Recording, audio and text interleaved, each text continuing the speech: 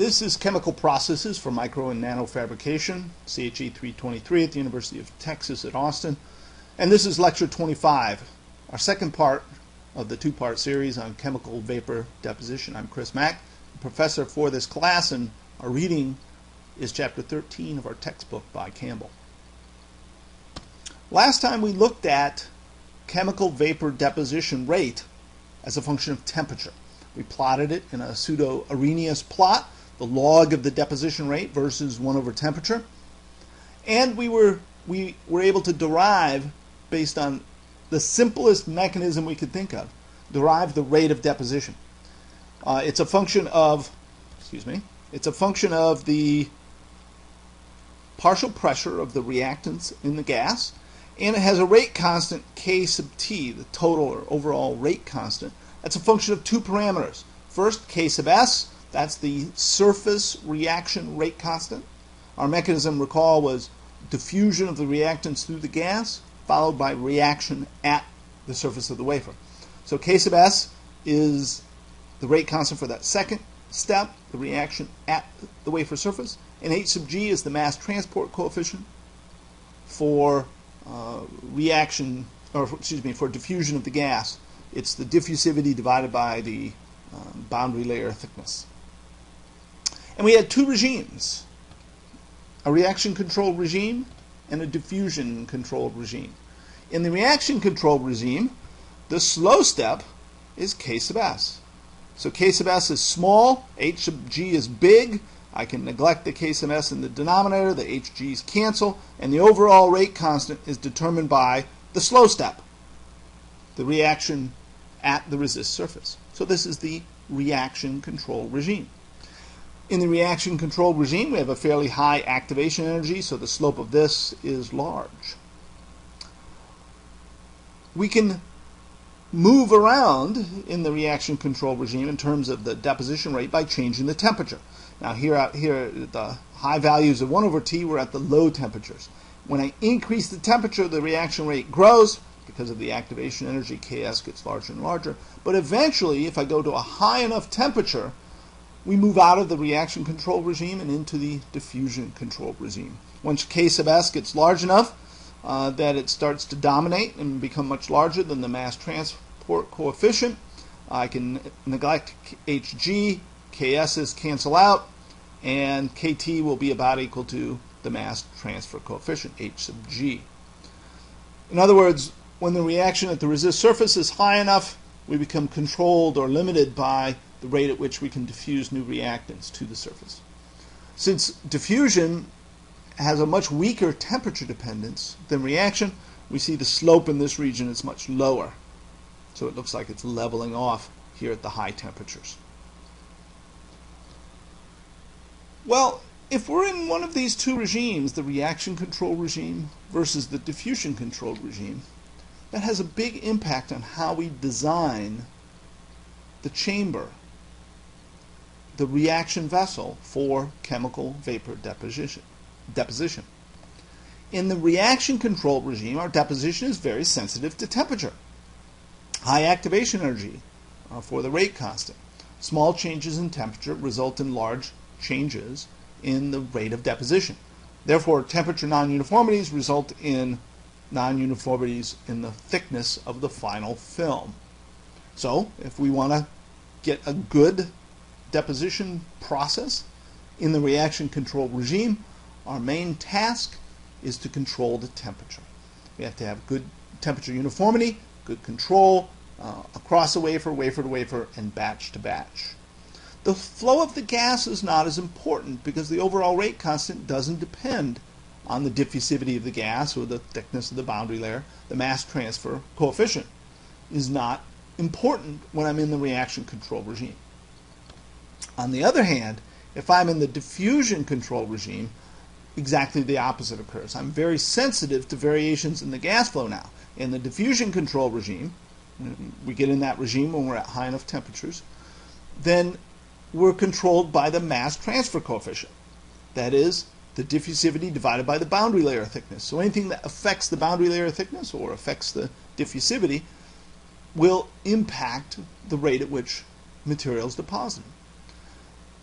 That means we have to control the gas flow across the wafer and wafer to wafer and batch to batch. We have to have very consistent flow to get very consistent deposition rates and thicknesses.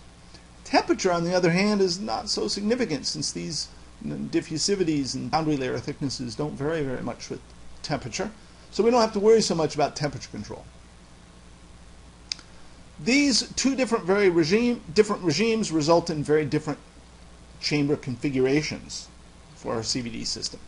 In the reaction controlled regime, we use a hot wall system. What that means is the tube itself is at the full temperature of the process. We want thermal equilibrium. We want everything to be at a uniform temperature to get maximum control of the temperature. So the walls of the system have to be at full temperature. This is just like a furnace. Just like oxidation and diffusion furnaces we've seen before, we use heating elements that wrap around the tube. We can control each element separately to get the uniformity of the temperature as good as possible. We can stack our wafers up vertically and densely because the gas flow is not so important. And we can achieve very, very good temperature control on the order of 1 degree C, maybe even better. Like oxidation furnaces, we can also maximize control and temperature uniformity with a vertical furnace. And we do, in fact, have vertical CVD chambers, just like we have vertical oxidation furnaces. Now, because our system is hot wall, the reaction will occur on every surface that's at full temperature. So we get deposition on the chamber walls. Not just on the wafer, but everywhere inside the chamber.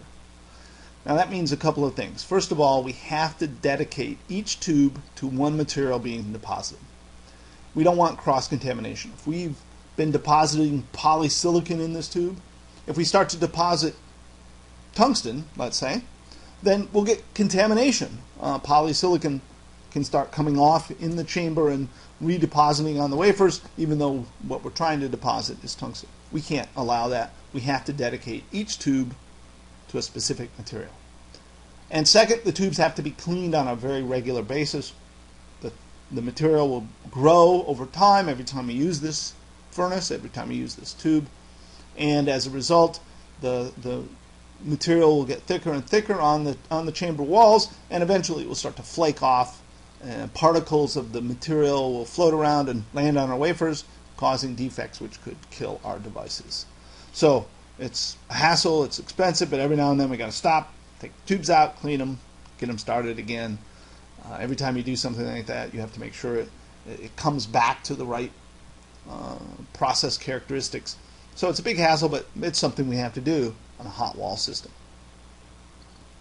Now, when we're in the diffusion-controlled regime, we design a very, very different chamber.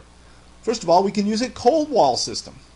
Temperature uniformity is not such a big deal, and the gradients in temperature that would result from having a cold wall system versus a hot wall system are not so important. It's much better to have a cold wall system in the sense that we won't get deposition on the walls, and we don't have to clean our chambers as frequently. We don't have to necessarily dedicate each tube to a specific material. Instead, we lay the wafers flat on something we'll call a susceptor. So this region, this purple place here is holding the wafers, shown as these orange slices here. That susceptor is heated, so we're heating the wafers from the bottom, and the temperature control is not so important, but the flow of gas is very important. That's why we lay the wafers flat, so the gas comes in and flows across this way. We can get a more uniform flow distribution, more uniform boundary layer thicknesses across the wafer if we lay the wafers flat. Now, if you've studied the flow of, in a laminar flow regime, the flow of a gas or a liquid, a fluid, through a tube, you'll know that the boundary layer thickness is going to change as a function of length in the tube as the flow propagates. So in order to correct for that, we're going to tilt the susceptor. And it's a little bit taller in the back compared to the front, and this tilting will compensate for the change in the boundary layer thickness and the result will be a more uniform mass transfer coefficient from the first wafer to the last wafer, and of course across each of the wafers. Temperature control is not so important. Gas flow, very important in the diffusion-controlled regime. So you could imagine that if I have a chamber that's designed for diffusion-controlled regime, I better not work it in the temperature-controlled, the reaction-controlled regime, and vice versa.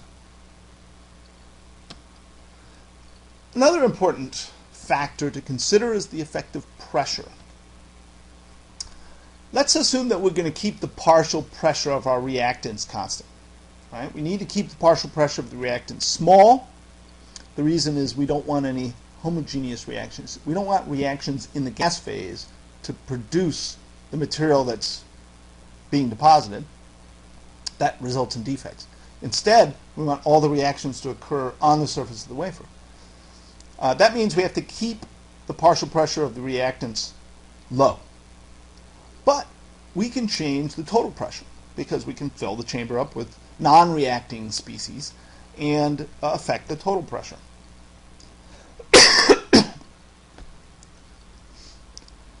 What will that do?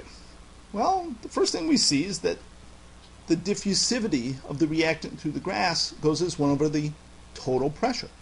If I have a high pressure, what's going to happen? The reactant's going to move around, but it's going to have more collisions with the larger number of neutral or non-reactive elements that are in the gas. Maybe it's argon or nitrogen or some carrier gas. Sometimes it's hydrogen.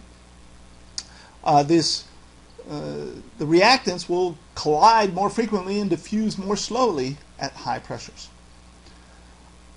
The boundary layer thickness, delta, decreases with increasing pressure, but much more slowly than this inverse relationship. As a result, the mass transfer coefficient will increase if we decrease the pressure. So if we decrease the pressure from 1 atmosphere, 760 torr, down to 1 torr, factor of 760, let's say, the result is an increase in the mass transfer coefficient by about 100.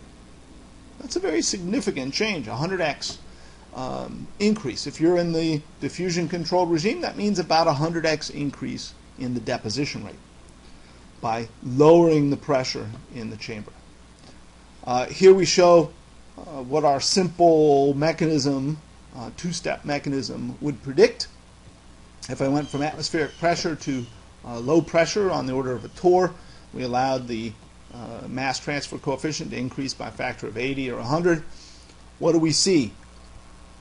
The mass transfer coefficient is much higher, and so in the diffusion-controlled regime, the deposition rate is much higher than at atmospheric pressure. Notice that I'm keeping the partial pressure of the reactant the same. So the only thing I'm changing is the amount of the inert reactants in the gas. Let's consider operating in the reaction control regime. Suppose I want to be in the reaction control regime. Well, at atmospheric pressure, that means I have to be at temperatures way down here, fairly low temperatures, to be solidly in the reaction control regime, so that I'm not sensitive to any mass flow, any gas flow rates, that kind of thing. But now suppose I go to a low pressure chamber. I could stay in the reaction control regime for higher and higher temperatures. I can get temperatures all the way out here and stay in the reaction control regime. And look what happens to my deposition rate. It's now much higher. So I still get the highest deposition rates whenever I'm in the diffusion control regime, but now when I'm at these low pressures, I can raise my temperature, get high deposition rates, and stay in the reaction controlled regime. So we're going to have two choices. A choice between an atmospheric CVD system and a low pressure CVD system. In the atmospheric CVD, in order to get the high deposition rates that we want for good throughput, we have to operate in the diffusion control regime. At atmospheric pressure, the reaction control regimes are just too slow. So we use a cold-walled diffusion-controlled regime system. They're fairly simple. We get reasonably high deposition rates, not the highest possible, but good enough. But this diffusion control regime is tough for getting good film uniformity. It's always harder to control gas flow uniformity than temperature uniformity. As a result, this is not the most common type of system today. We do use it somewhat. For example, BPSG, borophosphosilicate glass, is deposited in an atmospheric CVD system. This is silicon dioxide glass that's been doped with boron and phosphorus in order to lower the glass transition temperature to make a glass that can flow. So we deposit it, maybe extra contact holes in it, and then do a reflow, a high temperature process that allows flow and a smoothing of the edges. That's one of the uses for BPSG. But by far the most common method of doing CVD is low pressure CVD, or LPCVD. Here we recognize that it's easier to control temperature than gas flow. That is, we like working in the reaction control regime. We can get better quality films if we're in the reaction control regime rather than the diffusion control regime. But if we work in the reaction control regime, that means we have to lower the temperature. And when we lower the temperature to get in this regime, the deposition rates are too low. This is where the solution of lowering the pressure comes in. I lower the pressure, keeping the partial pressure of the reactants constant. That allows me to raise the temperature and stay within the reaction control regime. So I raise the temperature. Instead of operating here, I operate up here. I get a high deposition rate. I'm still in reaction control regime. I can use a reaction controlled style chamber, get good temperature control, and therefore good deposition control. Some of the characteristics of a low pressure CVD or LPCVD system: we use a hot-walled reactor. The depletion of the reactants along the tube, which will always happen because the gas flows from one side of the chamber to the other, we can compensate for that fairly easily just by increasing the temperature. So we use our ability to control temperature to get even better deposition rate control. The reduced pressure can mean something else, though. It can mean long mean-free paths. Now, mean-free paths apply to any material in the gas phase. If we have low pressure, we tend to have long mean-free paths. If we have long mean-free paths, shadowing is possible. If I have a contact hole or some step where the width of the feature is on the order of the thickness of the material, and I want to deposit down into that valley or into that hole, if the mean free path is long compared to the feature sizes, then shadowing will occur. Shadowing reduces the step coverage and the uniformity. Here we can try to fix that using the diffusion of the adsorbed species. So things land on the wafers, but then they can move around. And at high temperatures in particular, diffusion can occur, and this diffusion can improve the step coverage, improve the uniformity, and if I have to fill up a hole with material, it can improve the via filling capabilities as well. Low pressure CVD is commonly used for polysilicon deposition and for most of the dielectrics that we deposit. There are some cases, though, where low pressure CVD is not what we want. We get the high deposition rates by increasing the temperature and staying in the reaction control regimes, but sometimes we cannot tolerate high temperatures. For example, we might have to deposit silicon dioxide on top of aluminum. Well, aluminum melts at a fairly low temperature, about 650 degrees C. It forms a eutectic with silicon at even lower temperatures, 577 degrees C, I think.